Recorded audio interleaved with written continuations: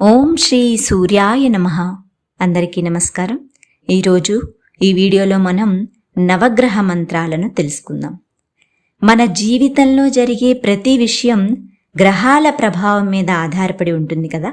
అటువంటి ఈ గ్రహాల ప్రభావం మనకు ఎల్లప్పుడూ అనుకూలంగా ఉండాలి అనుకుంటే ఇప్పుడు నేను చెప్పబోయే మంత్రాలను జపించడం ద్వారా అది సాధ్యపడుతుంది. ముందుగా సూర్య మంత్రాన్ని చూద్దాం. సూర్య మంత్రం ఆదివారం రోజు చదవడం ద్వారా మంచి ఫలితాలు లభిస్తాయి. ఓం హ్రీం హ్రౌం సూర్యాయ నమః. ఓం హ్రీం హ్రౌం సూర్యాయ నమః. ఓం హ్రీం హ్రౌం సూర్యాయ నమః. ఇప్పుడు చంద్రమంత్రాన్ని చూద్దాం.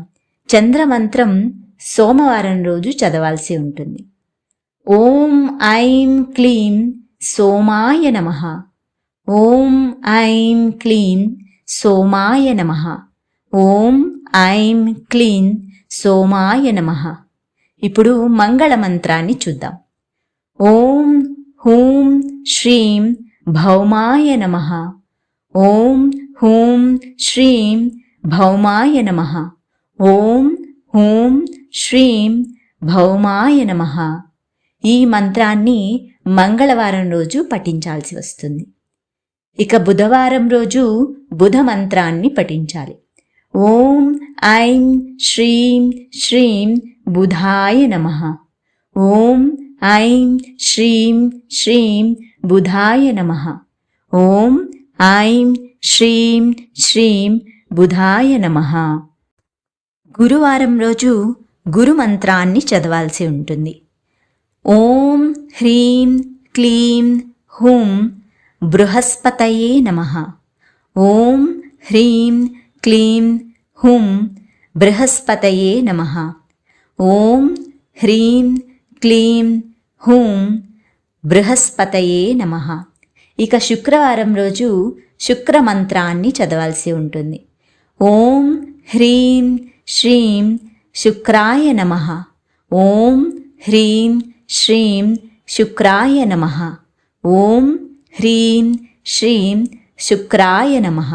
ఇక శనివారం రోజు శని మంత్రాన్ని, రాహు మంత్రాన్ని, ఇక కేతు మంత్రాన్ని కూడా చదవాల్సి ఉంటుంది. ఓం ఐం హ్రీం శ్రీం శనేశ్వరాయ నమః. ఓం ఐం హ్రీం శ్రీం శనేశ్వరాయ నమః.